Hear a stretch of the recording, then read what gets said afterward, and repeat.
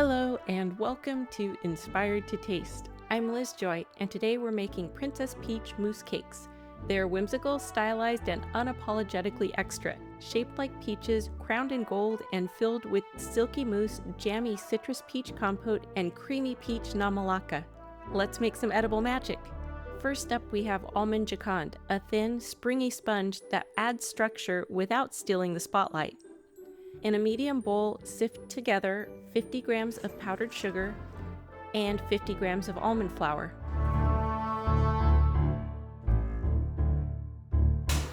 Add 2 large eggs and whisk well until it's pale and thickened a bit, which generally takes about 3 to 4 minutes and is much easier with an electric mixer.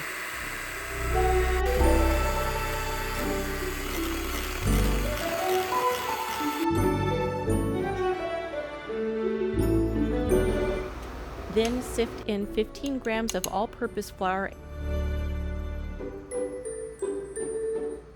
and gently fold until it's incorporated.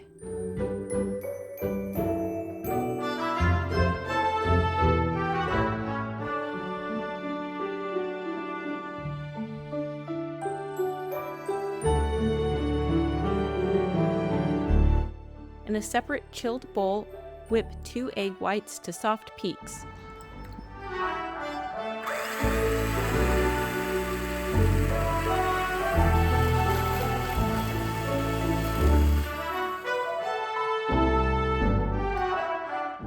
Then gradually add 15 grams of granulated sugar.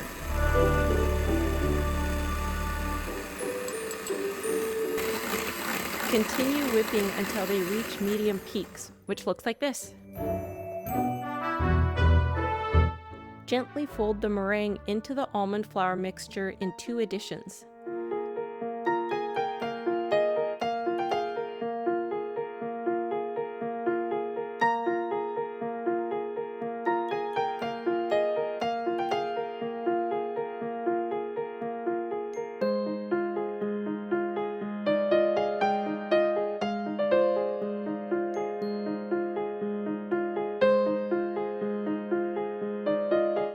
Finally, carefully fold in 20 grams of melted and cooled butter, making sure it's fully incorporated without overly deflating the batter. Spread the batter evenly into a sheet pan that's been lined with parchment paper. Aim for about 3 to 4 millimeters thickness. This recipe makes enough to fill a quarter sheet pan, but I'm using 2 1/8 pans. Tap the pans to release air bubbles, then bake at 425 degrees Fahrenheit for only about 5 to 7 minutes until the sponge is golden and springy to the touch. Cool these completely, then cut them into 1.5-inch discs using a round cutter. You can store them tightly wrapped while you move on to the other recipes, or this sponge also freezes really well if you want to bake it well in advance.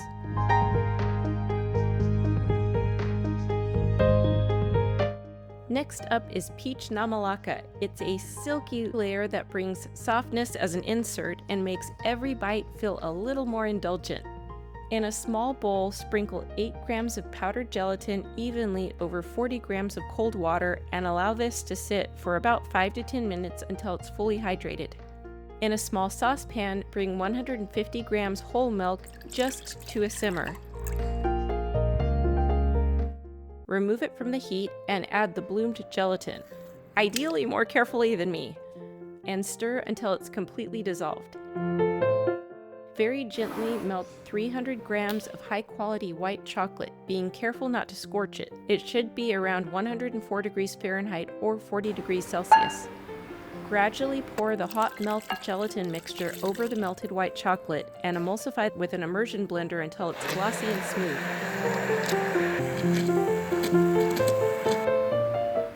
Add 300 grams of cold heavy cream and blend again until fully combined. Finally, add 150 grams of fresh peach puree, preferably ripe white peach. And emulsify once more. You can either cover and chill it while making the other components, or mold this straight away and get it into the freezer to set. Here's the lovely chilled texture. It falls somewhere between ganache and mousse. I also added a couple drops of food coloring to bring out the peach hue a bit more.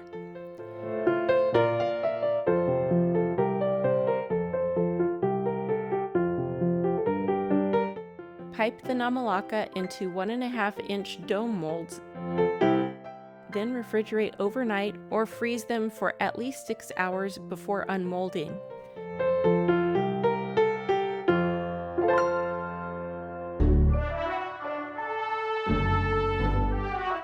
Once you've unmolded them, go ahead and wrap and freeze them again.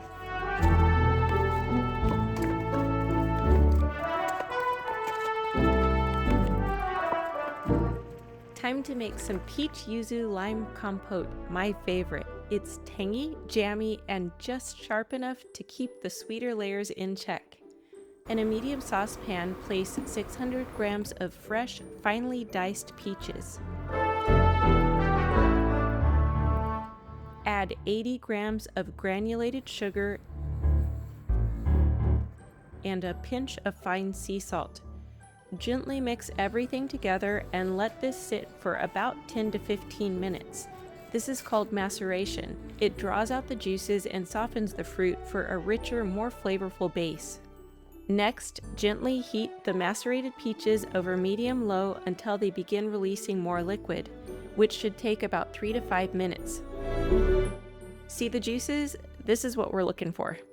Then we're going to add 30 grams of yuzu juice, 16 grams of lime juice, and the zest of 2 limes, and gently mix everything together. In a small bowl, combine a teaspoon of granulated sugar with 6 grams of pectin NH. This helps prevent the pectin from clumping.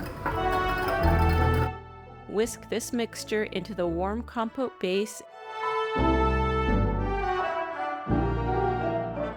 and then bring it to a simmer, reaching at least 185 degrees Fahrenheit or 85 degrees Celsius. Maintain this heat for 1 to 2 minutes, stirring gently.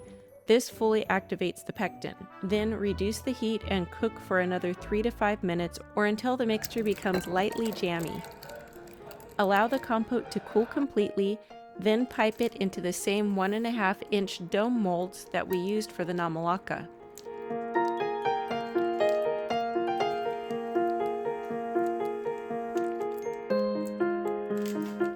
Smooth the tops,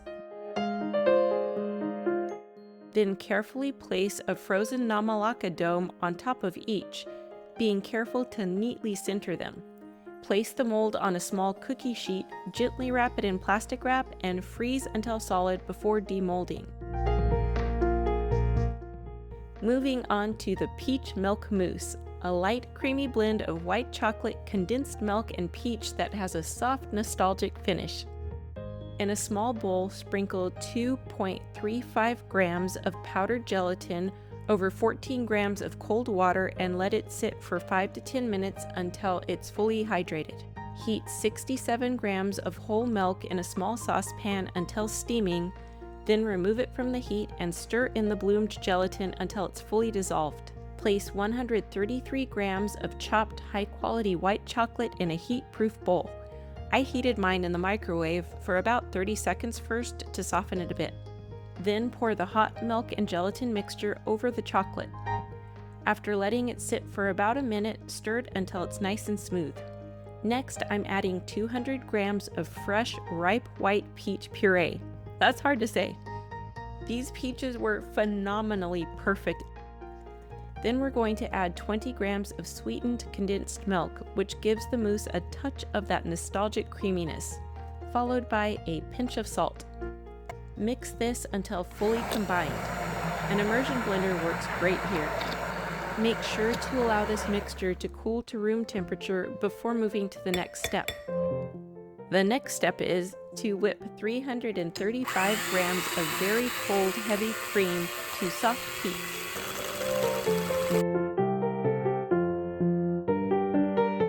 Gently fold the whipped cream into the cooled white chocolate mixture in 2 additions, being careful not to overmix it. It's helpful to chill this mousse for 10 to 20 minutes in the fridge before molding it. This will allow the structure to gently thicken without setting, which will help prevent our inserts from sinking. To construct the mousse cakes, I'm going to begin by piping a bit of the chilled peach milk mousse into this 3D sphere mold. You can use the back of a small spoon to smooth the mousse and help make sure you have even coverage. I want my inserts to be well centered, and I definitely don't want any bald patches, so I'm going to add a touch more mousse. Then I'm using toothpicks to help gently set the frozen inserts in place. I'm going with the compote side down because it'll be softer than the Namelaka once it's thawed, so the entremets will cut and eat more nicely if that layer's on top. And now I can fill in the gaps with more mousse.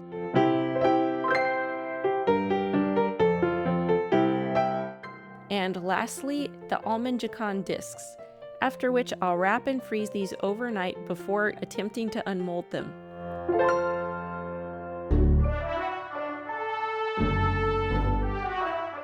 While those are in the freezer, we can go ahead and work on the cookie bases and other accessories. These almond-lime Sablé cookies are crisp, citrusy, and just structured enough to hold the layered peaches with style. Start by sifting together 100 grams of all-purpose flour, 40 grams of almond flour, I've lightly toasted mine, and a 1/4 teaspoon of fine sea salt.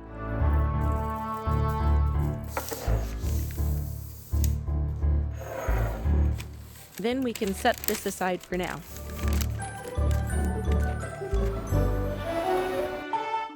Next, in a medium bowl, add 40 grams of powdered sugar and 100 grams of unsalted butter that's been browned and cooled.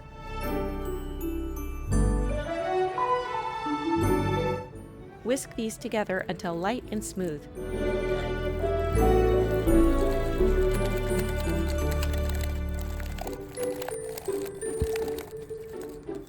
Add to that 1 egg yolk,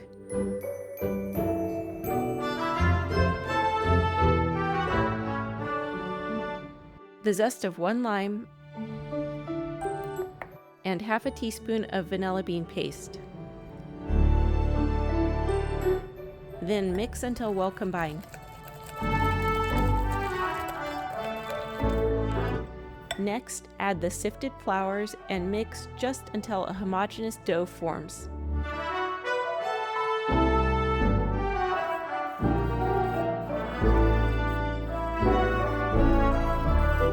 Flatten the dough into a disc, wrap it in plastic wrap, and chill it for at least a couple of hours, but preferably overnight.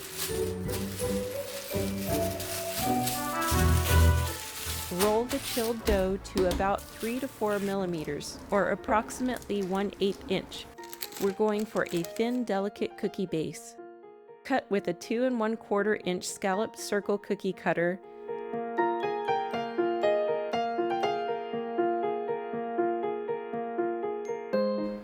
Then chill again before baking them. We'll bake them at 325 degrees Fahrenheit for 12 to 14 minutes, or until they're firm and golden at the edges. Allow them to cool completely before decorating. I'm doing a simple edge design on these using piping consistency royal icing and a paintbrush to create a lacy brush embroidery effect.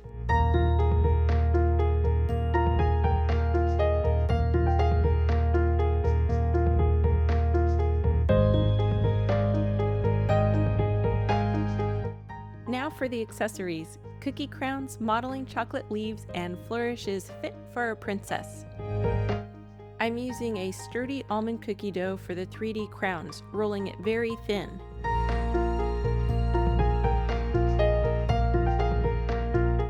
To create a curved effect, I'm going to wrap the crowns around small metal cookie cutters. But I don't want the crowns to stick or slump while baking, so first I'm going to carefully sandwich each in a strip of parchment paper. Then I can wrap it around my cutter, making sure the bottom of the cookie is flush with the cutter edge. Secure with a metal binder clip or paper clip and bake until firm. I allowed these to cool completely before attempting to unmold them.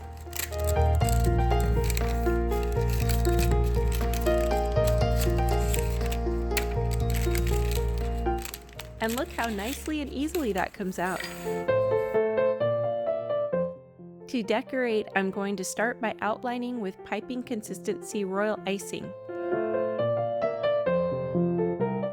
After that's dried a bit, I can fill it in with glaze consistency icing. I found it easier to manage this step with a paintbrush, though it was probably more tedious and time-consuming than just piping it on. Then I'm adding additional pipe details, and I'll let all the icing dry completely before moving on.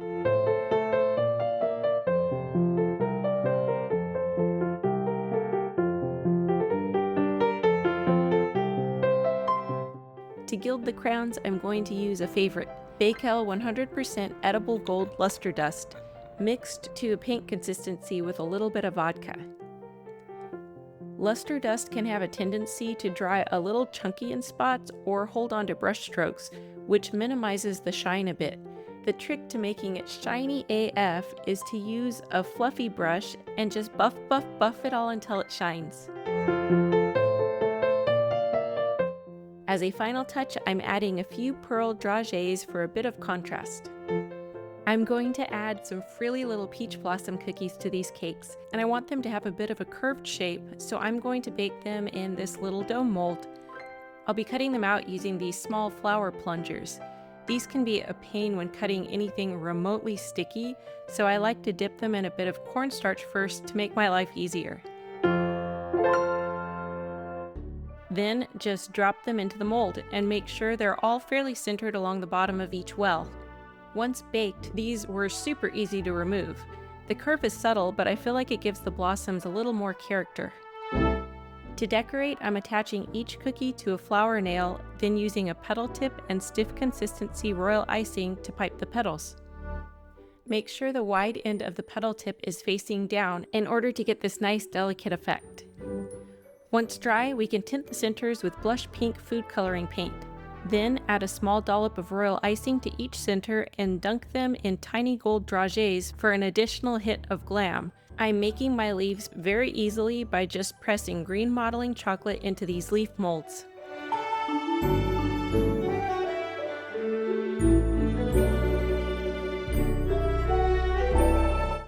I like to crimp the ends together a bit to create more dimension in the shape. And you can add additional dimension by painting on some subtle color variations. To finish these beauties, we first need to unmold the mousse cakes. And you can probably see why you want these to be completely frozen first. I'm giving these a velvet finish using an airbrush. The cakes need to be very cold for this to work because we want the color droplets to immediately solidify when they hit the frozen mousse, which is what gives us our textured finish. To create the spray, just melt equal parts cocoa butter and good quality white chocolate together, then tint it with fat-soluble food coloring. I'm working with 3 tones, a soft peach base, a blush gradient on one side, and a final kiss of deep reddish peach at the top, which will hopefully mimic that beautiful flush on a ripe peach. And we're finally ready to put the final pieces together. I'm starting by using a dab of royal icing to secure my Sablé cookies to mini cake boards. Next comes a swirl of dyed white chocolate to help attach the mousse cakes. I also made some little modeling chocolate stems off camera. And a word of advice for attaching the remaining accessories, I used tempered white chocolate, which ended up being a huge headache because it sets so quickly against the cold surface. After stubbornly fighting my way through this decorating process, I enthusiastically recommend using a firm set ganache or thick buttercream instead. And that's the last detail. Let's take a look at the final collection and then dig in. 3, 2, 1.